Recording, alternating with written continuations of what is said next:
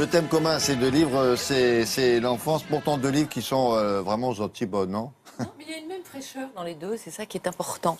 D'abord, Frédéric Mitterrand, qu'on connaît. L'année dernière, il avait sorti La Récréation, où il racontait sa vie politique. Là, il retombe en enfance et en adolescence, avec une adolescence chez Robert Laffont.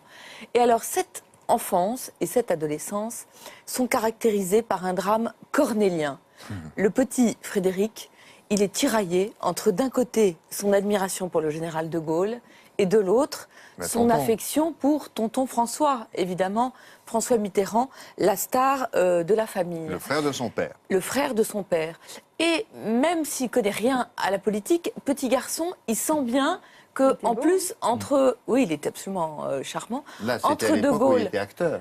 Vous Oui, vous souvenez, quand oui, il oui. avait tourné avec Bourvil. Et Michel Morgan. Il y a d'ailleurs oui, quelques Thomas. souvenirs... Non, alors, oui, Si, si, et oui. Oui, Il avait oui, tourné. oui. Tel Il quel, y a une voilà. page où il se souvient très bien. Il Oui. a tourné effectivement un film avec Bourvil et Michel Morgan.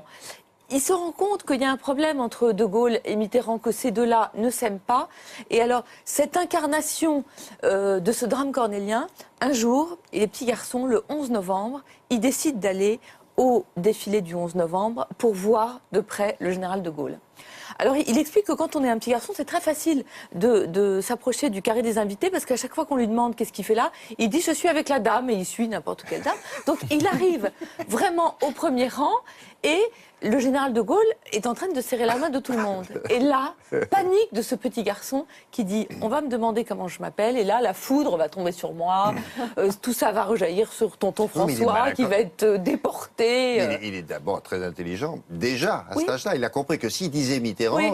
Ça serait peut-être mal Voilà. perçu. Alors le général de Gaulle arrive, il le décrit comme un menhir. Le menhir s'approche, lui serre la main et lui dit comment t'appelles-tu? Donc il dit Frédéric. Et là il lui dit mais Frédéric comment? Et là il y a un court-circuit dans son cerveau et il dit Frédéric François. Le livre est très charmant comme ça. Il y a un portrait de François Mitterrand de l'intérieur. Alors un jour, la famille regarde la télévision. La mère de Frédéric, qui est une très belle femme, qui a eu 3 maris, qui est absolument très élégante, un modèle. Et c'est pour ça, d'ailleurs, elle ressemble à une reine que Frédéric Mitterrand adorera toute sa vie les reines.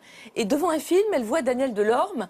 Et avec un petit air entendu, elle dit je comprends que tonton François ait été séduit. Alors là, le petit garçon, il comprend rien, parce que tonton François, il est avec tata Daniel, quand même. Ah oui, Et oui. là, la mère a une expression très jolie, elle dit « Oh, de toute façon, ton oncle, c'est un gratteur de mandoline. Oui, c'est celui qui est sous les balcons et qui fait de la musique. Ouais, c'est ça. Exactement. Très beau portrait de Gaulle au travers de l'enfant. Alors, ce qui est joli, si vous voulez, dans ce livre, c'est que c'est à la fois un autoportrait de Frédéric Mitterrand, et déjà, tout petit, c'est un homme, un petit garçon qui n'aime que les choses du passé et pas du tout les révolutions.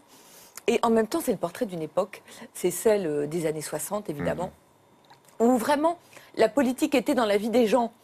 Parce que vous avez l'Algérie, vous avez la mort de Kennedy, vous avez le suicide de L'actualité Barney. très riche. L'actualité est très Souvent riche, dramatique. souvent dramatique, parfois très rigolote quand tout d'un coup à table on débat en se disant est-ce que vraiment Brigitte Bardot a eu raison de quitter Sacha Distel J'allais vous en pour parler. charrier. Quelle affaire. Quelle affaire, voilà, quelle affaire. Je m'en suis toujours pas remis. Ce qui est très joli dans le livre, c'est que c'est restitué avec la fraîcheur de l'enfant. On est vraiment dans la tête, Ouais, je c'est ça, trouve, difficile, ça. de Frédéric Mitterrand, un peu comme Anne D'accord. Wiazemski arrive à le faire. Et il n'a pas, évidemment, souvent on réécrit l'histoire, et là je trouve qu'il ne la réécrit pas. C'est vraiment un livre écrit à hauteur d'enfant. Ce Et qui est puis- le cas aussi de Max et Lily. Alors Max et Lily, pourquoi est-ce que je vous raconte de Max et Lily? 1,5 million d'exemplaires vendus chaque année de cette série qui est illustrée par Serge Bloch et racontée par Dominique de Saint-Mars. Et vous savez, c'est vraiment, je trouve, une série très très importante pour les enfants parce qu'elle raconte les petits tracas et les grands problèmes des enfants. Alors ça peut être aussi bien un chagrin d'amour qu'une petite fille qui est harcelée à la récréation, qu'un papa qui est au chômage. Et tout ça est raconté avec une finesse extrême. La preuve du succès, c'est que Dominique de Saint-Mars, elle est beaucoup copiée, mais jamais égalée. Et là, le 107e volume, vous voyez quand même que c'est une affaire qui marche. Max et Lily trouvent leur cousin angoissé.